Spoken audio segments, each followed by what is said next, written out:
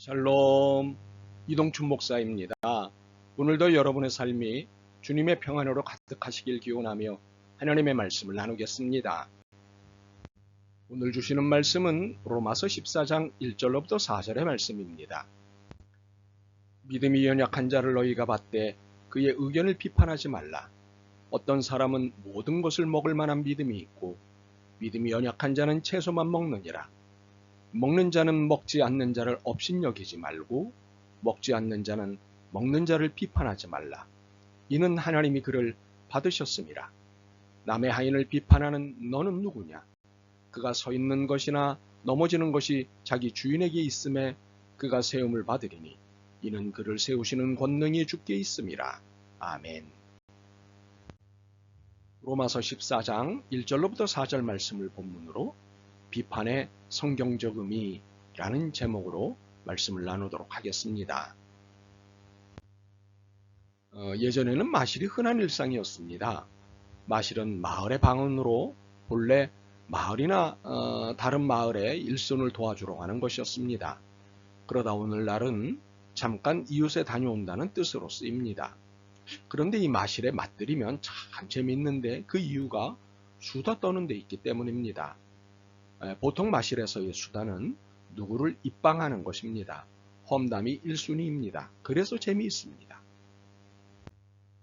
오늘날 이런 마실은 인터넷의 발달로 SNS로 진화되었습니다. 시대와 수단이 바뀌었어도 험담이 주 메뉴인 것은 변함이 없습니다. 문제는 험담인데 옛날에도 그랬듯이 지금의 마실에서도 험담이 사람을 죽이기도 한다는 사실입니다. 이 험담, 오늘날엔 악플 때문에 얼마나 많은 사람들이 자살을 하고 일상을 포기하고 있는지 모릅니다. 그런데도 여전히 이 일은 계속되고 있습니다. 왜 그럴까요? 오늘의 본문인 4절을 깨닫지 못하기 때문입니다.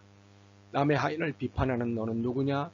그가 서 있는 것이나 넘어지는 것이 자기 주인에게 있음에 그가 세움을 받으리니 이는 그를 세우시는 권능이 주께 있음이라.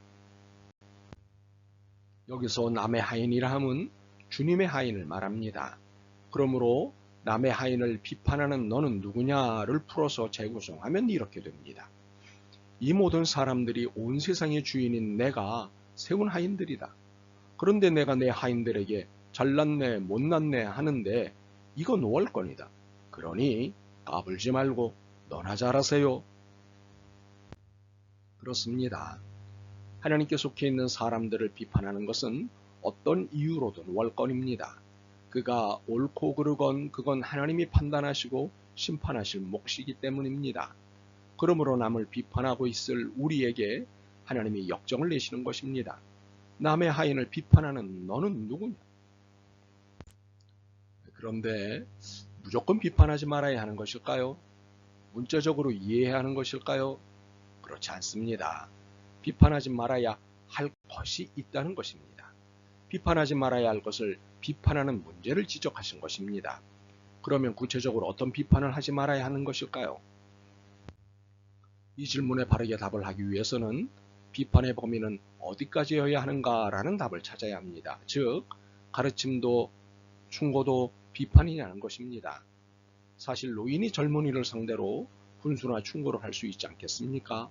또한 선생님이 제자에게 인생의 가르침을 할 수 있는 것 아니겠습니까? 가게 물건을 훔친 아이에게 이건 잘못된 것이다 라고 훈계할 수 있는 것 아니겠습니까? 이런 것을 비판이라고 할 수는 없겠죠. 그렇다면 비판에 대한 바른 정의는 무엇일까요? 본문은 이를 두 가지로 설명하고 있습니다. 하나는 상대의 현재 상태를 무시하고 가하는 언어폭력입니다. 1절입니다. 믿음이 연약한 자를 너희가 받되 그의 의견을 비판하지 말라. 그의 현재 상태는 연약한 중에 있습니다.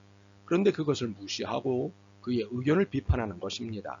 바로 이런 비판은 언어폭력입니다.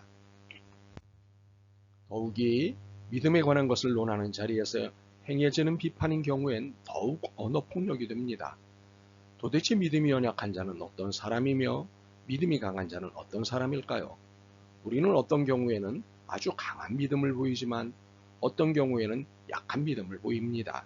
세상 사람들과 접촉하면서도 타락하지 않고 잘 살 수 있다면 그 믿음은 강한 것입니다. 그러나 자신의 영적인 생활을 보호하기 위해 세상 사람들과의 접촉을 극히 꺼린 채 살아간다면 이는 약한 믿음인 것입니다. 그러나 이것이 잘못된 믿음일까요? 바로 이런 것들이 잘 구분되어야 하는 것입니다. 자신의 영적인 생활을 보호하기 위해 세상과의 접촉을 제한적으로 하는 것은 약한 믿음이라고 할 수 있지만 나름의 바른 선택이요 자세입니다. 세상과의 접촉을 적극적으로 하느냐 소극적으로 하느냐의 문제를 놓고 믿음의 강약을 정하는 것은 오류를 범할 가능성이 높습니다. 견해의 차이이기 때문입니다. 그러므로 견해의 차이를 두려워하거나 피하려 해서는 안 됩니다. 오히려 견해의 차이를 적극적으로 이해하고 사랑으로 이끌어야 합니다. 다른 하나는 상대를 업신여겨서 일어나는 언어폭력입니다. 3절입니다. 먹는 자는 먹지 않는 자를 업신여기지 말고 먹지 않는 자는 먹는 자를 비판하지 말라. 이는 하나님이 그를 받으셨음이라. 업신여긴다는 것은 자기 아래로 본다는 말입니다. 자기보다 한 수 아래 혹은 그 이하로 보기 때문에 한 수 가르쳐 주겠다고 하는 경우가 있습니다. 이것이 업신여김입니다. 말마다 가르치려 하고 말끝마다 점수를 매기려 하는 모든 행동은 바로 업신여겨서 하는 언어폭력입니다. 우리가 나보다 낫다고 생각하는 사람에게는 감히 훈수를 두지 않습니다. 겨우 의견을 내는 정도입니다. 그것도 조심스럽게 말입니다. 바로 이것을 염두에 두고 바울은 빌립보서 2장 3절을 발표하였습니다. 아무 일에든지 다툼이나 허영으로 하지 말고 오직 겸손한 마음으로 각각 자기보다 남을 낮게 여기라. 남을 낮게 여긴다는 것은 겸손함을 갖고 있어야 가능한 태도입니다. 그러므로 업신여기는 것은 교만함으로 일어나는 태도입니다. 이렇게 상대를 업신여겨서 말하는 모든 것은 비판이 되는 것이고 이 비판은 하나님 앞에 옳은 것이 아닙니다. 자, 우리는 지금까지의 비판의 정의를 정리했습니다. 그렇다면 처음 질문인 구체적으로 어떤 비판을 하지 말아야 한다는 것인지에 대해 살펴봐야 합니다. 무엇보다도 차이에 대한 비판을 해서는 안 됩니다. 차이란 옳고 그름의 문제가 아닙니다. 견해에 따라 이리 볼 수도 있고 저리 볼 수도 있는 문제가 차이입니다. 2절입니다. 어떤 사람은 모든 것을 먹을 만한 믿음이 있고 믿음이 연약한 자는 채소만 먹느니라. 무엇을 먹느냐는 견해 차이 아닙니까? 그러므로 이것을 믿음과 연관시켜서는 안 됩니다. 또 하나는 가장 중요한 것으로 하나님의 권한에 대해 비판해서는 안 됩니다. 3절과 4절을 통해서 보게 되는 하나님의 권위는 하나님께서 받으신 것에 대해 함부로 입 놀리지 말라는 경고입니다. 남의 하인을 비판하는 너는 누구냐는 일책은 비판과 심판의 권한이 하나님께 있다는 것을 역설하신 것입니다. 그러므로 하나님이 받으신 것들이 무엇인지 잘 살펴야 합니다. 그리고 비판해야 합니다. 그런데 유감스럽게도 하나님이 받지 않으신 것이 없으니 어찌할까요? 그러므로 비판은 너무도 조심스러워야 합니다. 우리는 살면서 수다를 참 좋아합니다. 수다가 잘못일 수는 없습니다. 그러나 수다의 내용이 남을 비판하는 험담이라면 이는 당장 중지해야 할 일입니다. 수다를 떨기 위해서 가고 모이는 마실도 중단해야 합니다. 보다 강력한 입단속이 실시되어야 합니다. 로마서 14장 10절입니다. 내가 어찌하여 내 형제를 비판하느냐? 어찌하여 내 형제를 업신여기느냐? 우리가 다 하나님의 심판대 앞에 서리라. 하나님의 심판대 앞에 서서 심판을 받기 전에 악담, 험담, 악플 등과 같은 비판을 중지하고 회개해야 할 것입니다.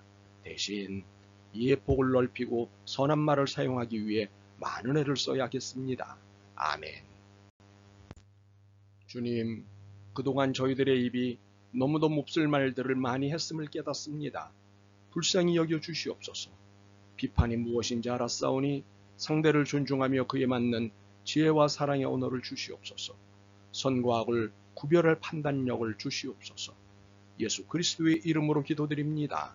아멘. 오늘도 여러분의 믿음과 삶을 응원합니다. 사랑합니다.